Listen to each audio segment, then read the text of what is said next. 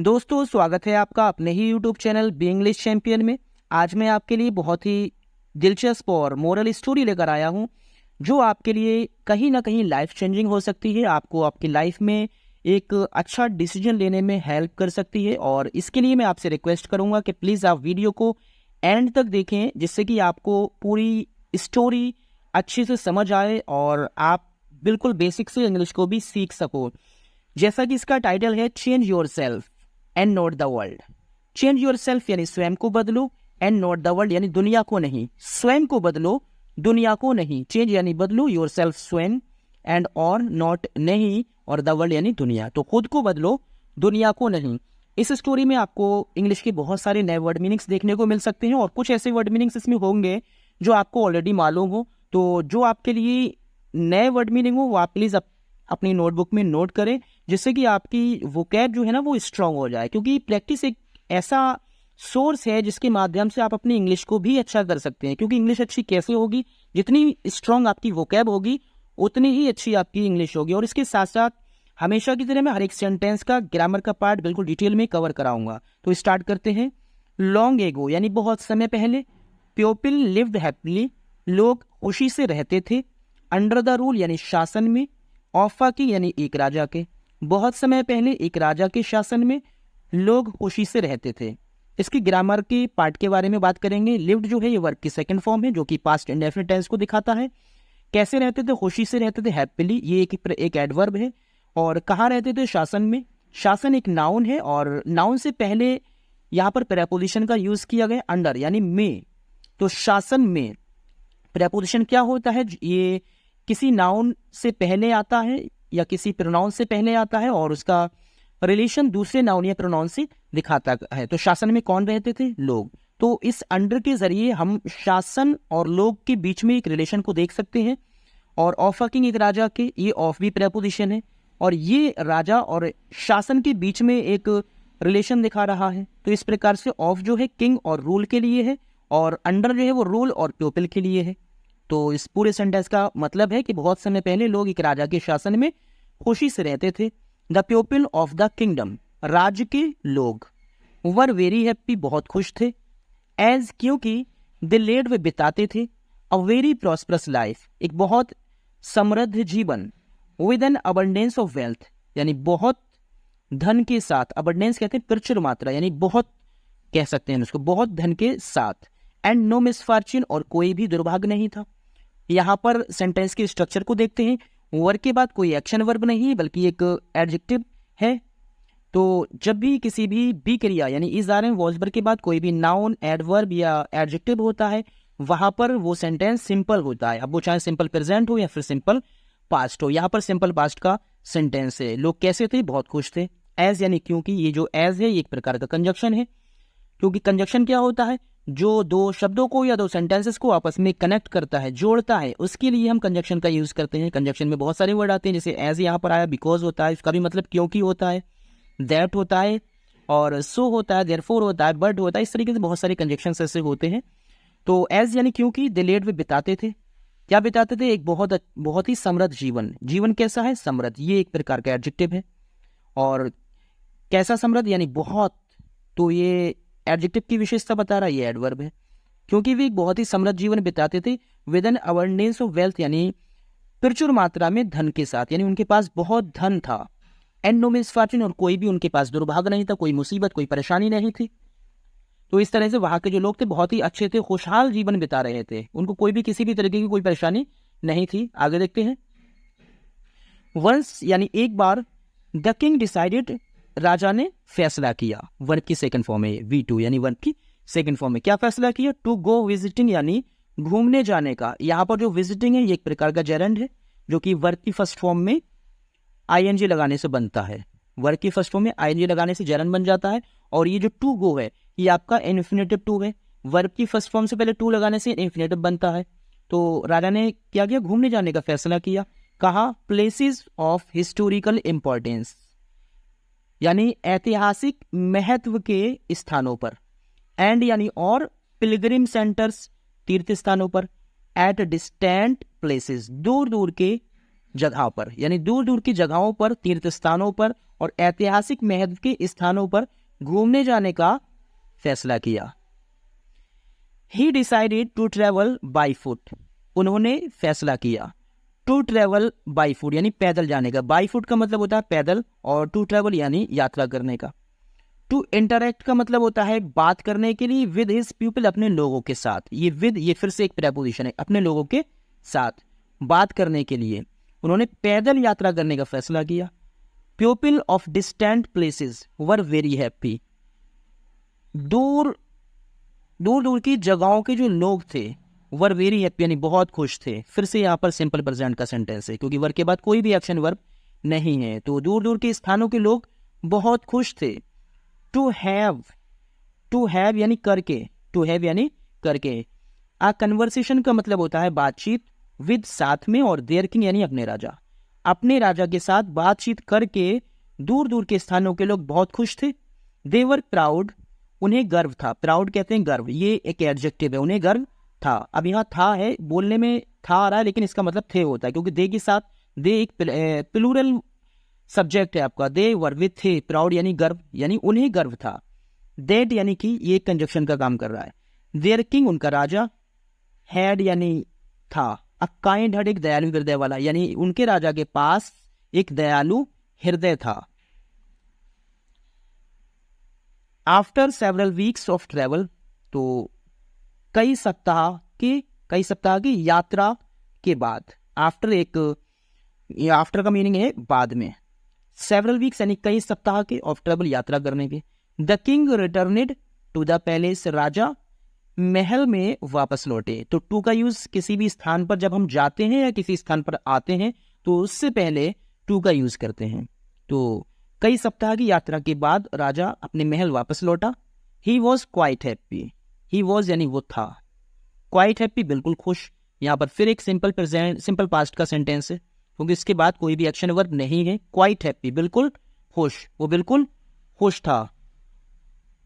That यानी कि he had visited, वो घूमने गया था। मैनी पिलग्रिम सेंटर्स यानी तीर्थ स्थान, और मैनी का मतलब होता है कई यानी बहुत सारे। वो बहुत ज्यादा खुश था कि वो बहुत से तीर्थ स्थानों पर घूमने गया था। यहाँ पर हैड और हैड के साथ V3 का यूज किया है, तो जब भी हैड के बाद V3 यानी वर्ब की थर्ड फॉर्म का यूज किया जाता है, पास्ट परफेक्ट का सेंटेंस होता है। एंड विटनेस्ड और देखा था, एंड विटनेस्ड और देखा था, ये भी वर्ब की थर्ड फॉर्म है।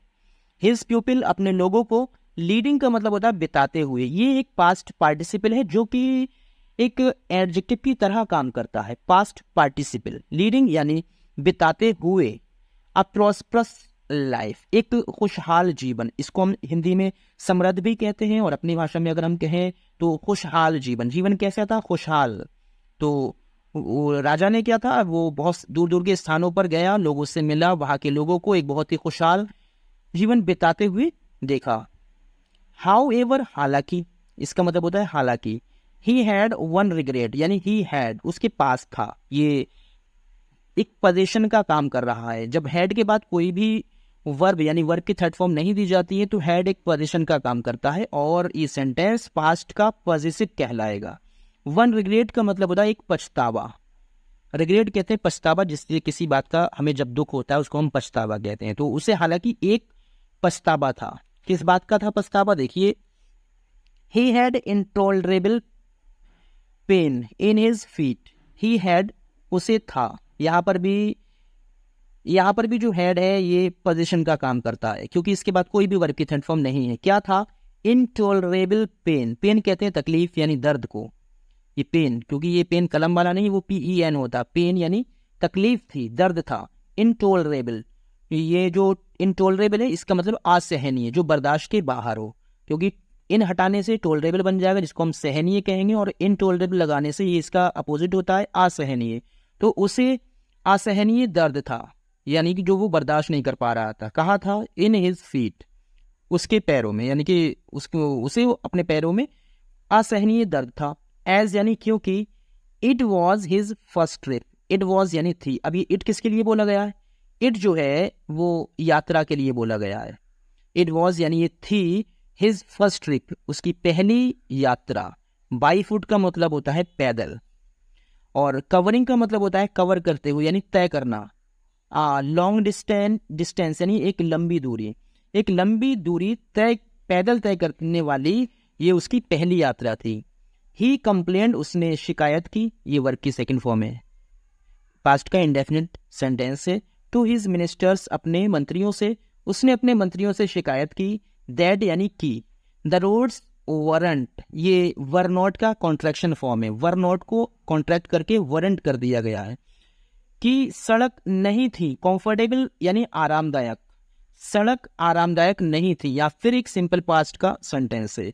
एंड यानी और, दैट की, दे वर, वे थे, वेरी स्टोनी यानी सड़कों के लिए, ये जो दे है ये सड़कों के लिए बोला गया। वे थी वेरी स्टोनी, बहुत पथरीली, वे बहुत पथरीली थी।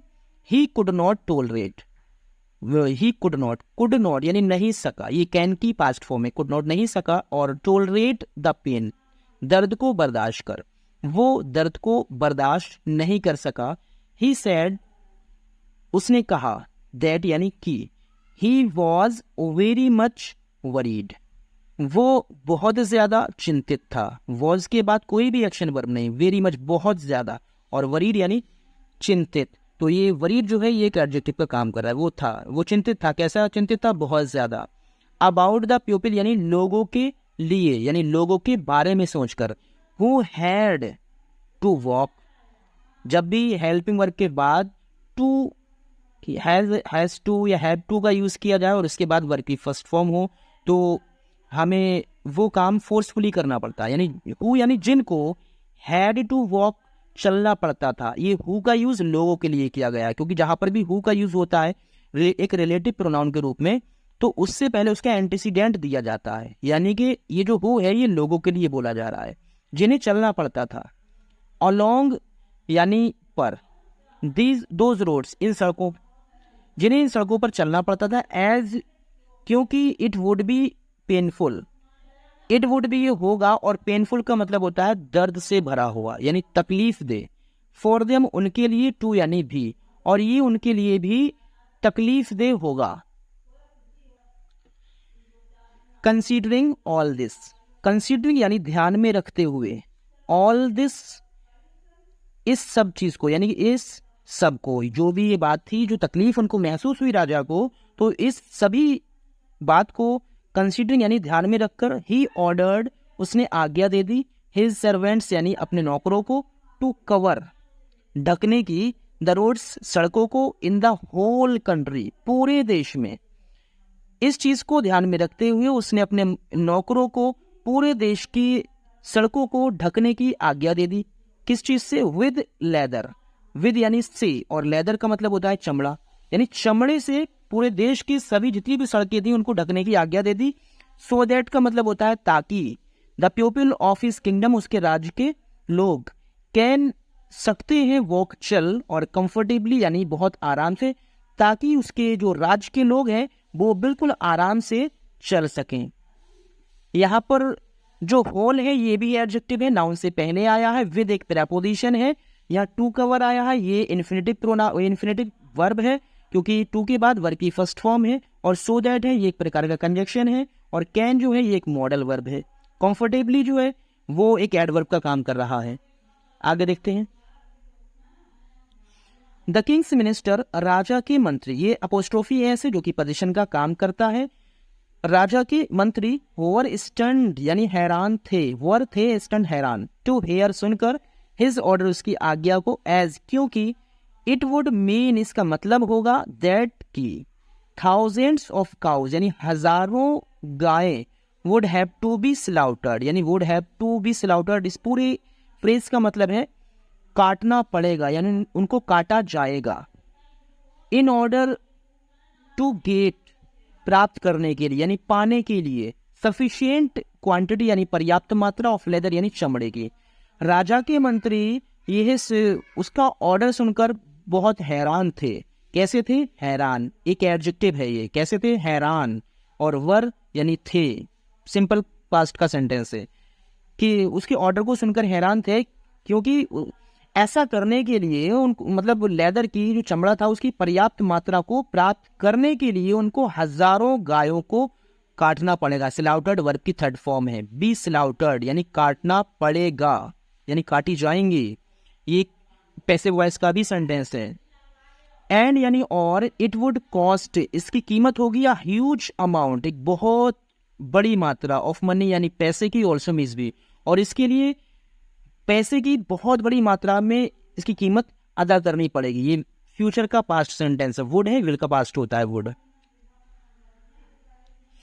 फाइनली यानी अंत में, अ वाइज मैन एक बुद्धिमान व्यक्ति, फ्रॉम यानी से, द मिनिस्ट्री का मतलब होता है मंत्रालय, केम आया, वर्ब की सेकंड फॉर्म है, टू द किंग राजा के, आखिरकार यानी अंत में राजा के क्या नाम है, राजा के मंत्रालय से एक बुद्धिमान व्यक्ति आया, एंड सेड और कहा, दैट यानी कि ही हैड अनोदर आइडिया, यानी उसके पास था। यहाँ पर भी हेड पोजीशन का काम कर रहा है, कोई भी वर्ब की थर्ड फॉर्म नहीं है। तो जब भी आपको हेड के बाद कोई वर्ब की थर्ड फॉर्म ना मिले तो उसका सेंस पास होने में होता है। यानी ही हैड, उसके पास था, अनोदर आइडिया, दूसरा विचार, उसके पास दूसरा विचार था। द किंग आस्क्ड, राजा ने पूछा। व्हाट यानी क्या। द अल्टरनेटिव जो विकल्प, वॉज यानी था, कि उसके पास जो दूसरा विकल्प है वो क्या था। द मिनिस्टर सेड, मंत्री ने कहा। इंस्टीड ऑफ यानी के बजाय, कवरिंग यानी ढकने, द रोड्स सड़कों को, विद लेदर यानी चमड़े से, सड़कों को चमड़े से ढकने के बजाय, वाई यानी क्यों, डोंट यू तुम नहीं, डोंट यहाँ पर डू नॉट का कॉन्ट्रैक्शन फॉर्म है डोंट, जो कि प्रेजेंट इंडेफिनिट के सेंटेंसेस में यूज किया जाता है। और यहाँ पर प्रेजेंट इंडेफिनिट का ये एक इंटेरोगेटिव के रूप में इसको यूज किया। वाई डोंट यू तुम क्यों नहीं, जस्ट सिर्फ, हैव यानी लेना होता है, हैव का मतलब होता है लेना, अ पीस ऑफ लेदर यानी चमड़े का एक टुकड़ा, कट मीन्स काट लो, इन एप्रोप्राइट का मतलब होता है एक उचित यानी सही, शेप का मतलब है आकृति में, टू कवर ढकने के लिए, योर फीट अपने पैरों को। तो उसने कहा कि चमड़े से सड़कों को ढकने के बजाय तुम अपने पैर को ढकने के लिए सही आकृति में चमड़े का एक टुकड़ा क्यों नहीं कटवा लेते।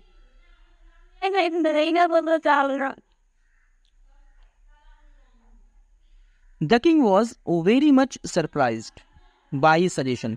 The king was very much surprised यानी राजा बहुत ज्यादा सरप्राइज था यानी आश्चर्यचकित था। बाय हिज सजेशन यानी अपने उसके सुझाव से। ये जो हिज है ये जो बुद्धिमान व्यक्ति था उसके लिए यूज किया गया, यानी राजा उसके सुझाव से बहुत ज्यादा सरप्राइज यानी आश्चर्यचकित था। एंड अप्लाउडेड और प्रशंसा की यानी तारीफ की, द विजडम बुद्धिमानी की, ऑफ द मिनिस्टर उस मंत्री की, बुद्धिमानी की प्रशंसा की। ही ऑर्डर्ड उसने आज्ञा दी, अ पेयर ऑफ लेदर एक जोड़ी चमड़े की शूज यानी जूतों की, फॉर हिमसेल्फ स्वयं के लिए। यहाँ पर हिमसेल्फ जो है एक रिफ्लेक्सिव प्रोनाउन है जो कि सेल्फ लगाने से बनता है, यानी कि जो ऑब्जेक्टिव केस होता है प्रोनाउन का उसमें सेल्फ लगाने से ये बन जाता है रिफ्लेक्सिव केस। उसने स्वयं के लिए एक जोड़ी चमड़े के जूतों को ऑर्डर दिया, एंड रिक्वेस्टेड और विनती की, ऑल हिज कंट्रीमैन अपने सभी देशवासियों से, ऑल्सो मीन्स भी टू वियर पहनने के लिए शूज जूते, और अपने सभी देशवासियों से जूते पहनने के लिए विनती की। टू वियर ये भी एक इन्फिनेटिव वर्ब है। तो मोरल का मतलब होता है नैतिक ज्ञान। तो इससे हमें क्या शिक्षा मिलती है, देखिए, instead of trying to change the world यानी दुनिया को बदलने की कोशिश के बजाय, वी शुड ट्राई हमें कोशिश करनी चाहिए, टू चेंज बदलने की, आवर सेल्व्स अपने आप को। ये भी एक रिफ्लेक्सिव केस है जो कि वी के अकॉर्डिंग आवर सेल्व्स आया है। तो इसका मोरल यही है कि दुनिया को बदलने की कोशिश करने से तो अच्छा है कि हमें खुद को बदलने की कोशिश करनी चाहिए, क्योंकि अगर हम खुद बदलेंगे तो हमारा देखने का नजरिया बदलेगा, दुनिया तो हमें वैसे ही बदली हुई नजर आएगी। तो गाइस, अगर आपको वीडियो पसंद आई हो तो प्लीज़ वीडियो को लाइक और शेयर करें, और चैनल को अगर आप अभी तक नए हैं तो प्लीज़ सब्सक्राइब कर दीजिए ताकि और बेहतर से बेहतर वीडियो आप तक पहुंच सकें। Thank you for watching the video till and.